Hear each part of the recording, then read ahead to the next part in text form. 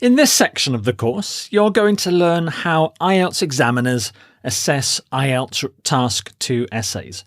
In other words, you're going to find out exactly what IELTS examiners are looking for when they read your essay and how you can give them exactly what they want for a band 7 or higher. Here is the assessment criteria document for IELTS Writing Task 2. So it shows you how Task 2 is assessed, and we'll go through this document in this section of the course. Your essay will be assessed in 4 different areas or criteria. That's task response, coherence and cohesion, lexical resource, and grammatical range and accuracy. Task response is about how well you responded to the task, how well your essay responded to the task. So, for example, did you answer the question? Did you make your views clear? Coherence and cohesion is all about the organisation of your ideas, the structure of your essay and the ideas within it. And also how well you've linked your ideas. What are the links between your ideas like?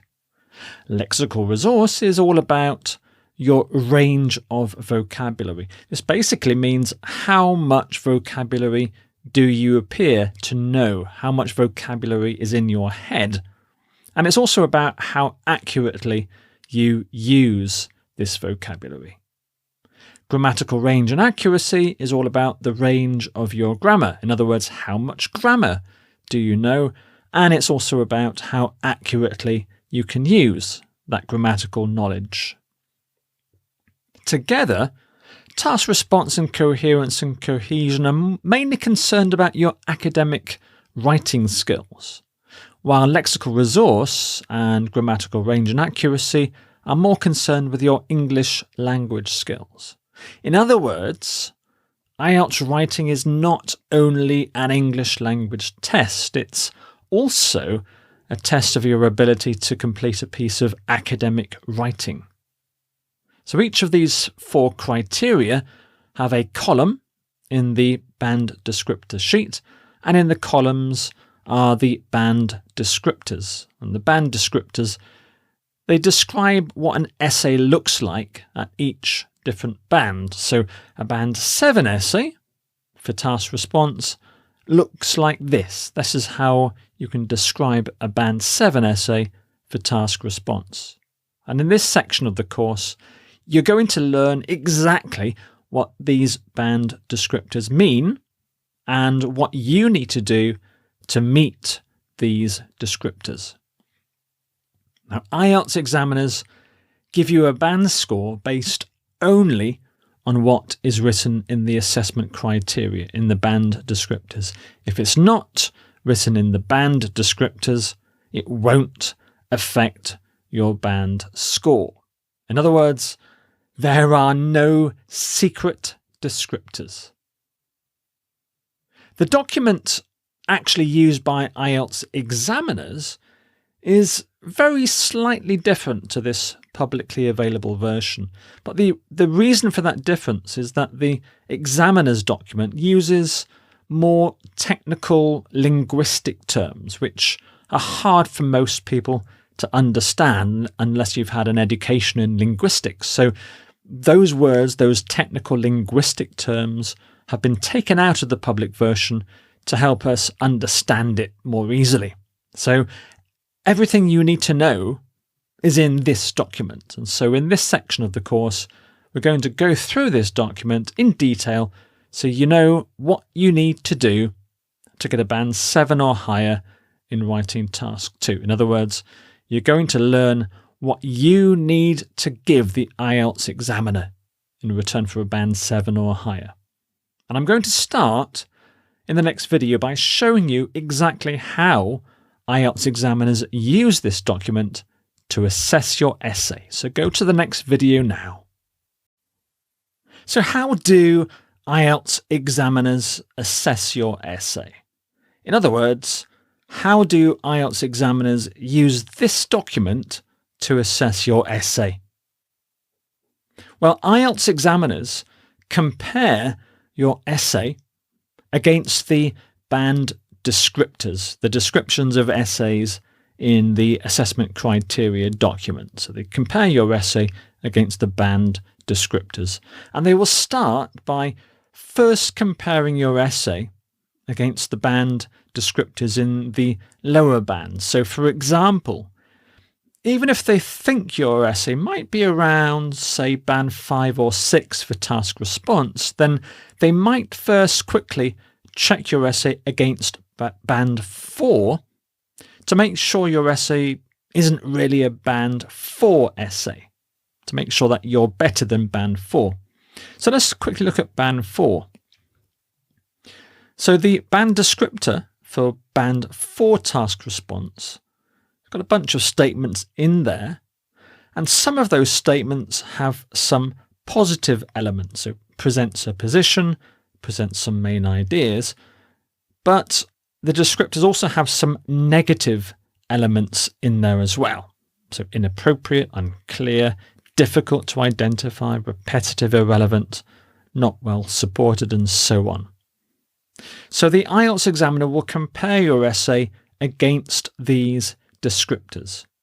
And if your essay has all of the positive points, all the statements in green, so if your essay does present a position and it does present some main ideas, and if your essay has none of the negative points, none of the points in red, so if your essay does not respond to the task only in a minimal way, in other words, it's better than that, or if your answer is not tangential. I'll explain that term in a later video. So if your answer is not tangential, it's better than that,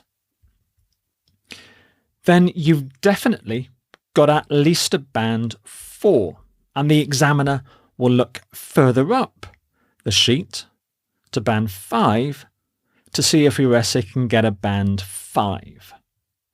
But if your essay has any of the negative points, so if your essay does respond to the task only in a minimal way, if your answer is tangential, then you're going to be stuck at band 4. It doesn't matter how well you've presented your position, and it doesn't matter how well you presented some main ideas. You cannot go higher than band 4 if you have any of the negative points. You've hit a ceiling.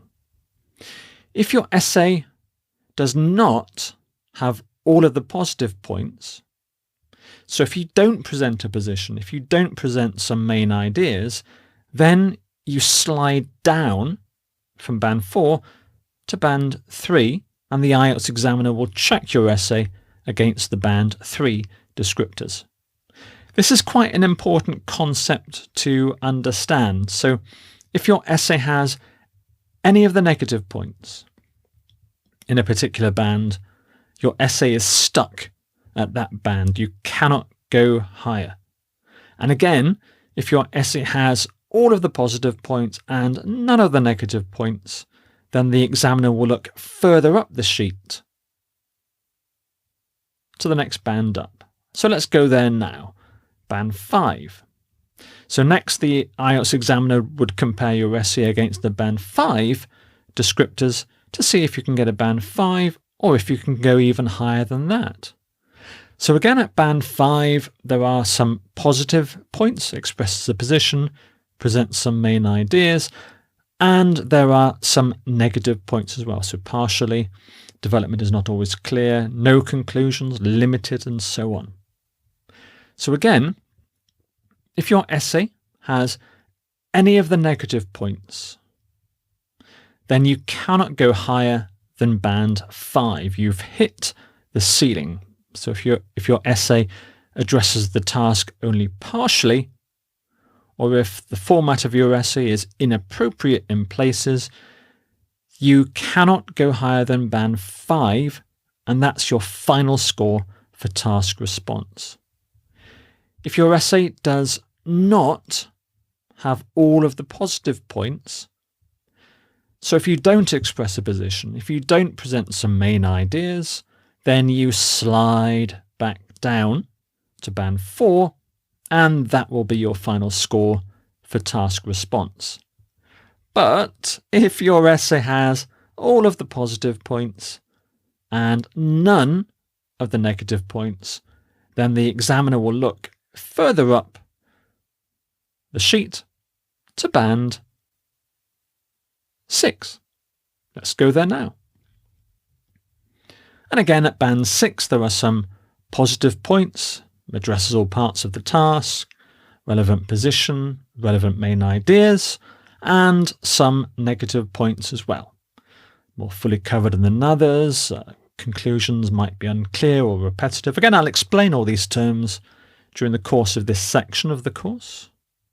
And again, if your essay has any of the negative points, you cannot go higher than band 6. You've hit the ceiling. So if your essay addresses some parts more fully than others, you cannot go higher than band 6, even if you have a relevant position, relevant main ideas. And that would be your final band score for task response, band 6. If your essay does not have all of the positive points, so if you don't address all parts of the task, then you slide back down to band 5, and that will be your final score. But if your essay has all of the positive points and none of the negative points, then the examiner will look further up the sheet to band 7, which is where you want to get to.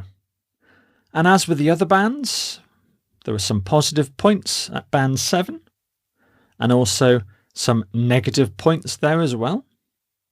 You'll notice, I think, that at band 7, there are fewer negative points. There's fewer stuff in red than in the lower bands. So if your essay has, again, any of the negative points, so if your supporting ideas lack focus, then you're stuck at band 7, and that will be your final score for task response. If your essay does not have all of the positive points, so if you don't present a clear position throughout the response, then you slide back down the sheet to band 6, and that will be your final score for task response. But as with the other bands, if your essay has all of the positive points and none of the negative points, then your essay can go higher than band 7. So the IELTS examiner will check your essay against the band 8 descriptors. What this all means is that in order to get a band 7, you also need to understand the band descriptors at band 6, band 5, and even band 4. And that's because, just a reminder, to get a band 7, your essay must have all of the positive descriptors and none of the negative descriptors from band 6 and below. And so when I explain the assessment criteria in this section of the course, I will take you through band 4, band 5 and band 6 as well as band 7, so you understand all of the positive points and all of the negative points at each of these lower bands, and I'll also show you band 8 and band 9 as well. So now we're going to look in depth at each of the 4 criteria, the 4 assessment criteria, so that you know exactly what they mean and exactly what you have to do in order to get a band 7 or higher for each of them. And we're going to start with task response.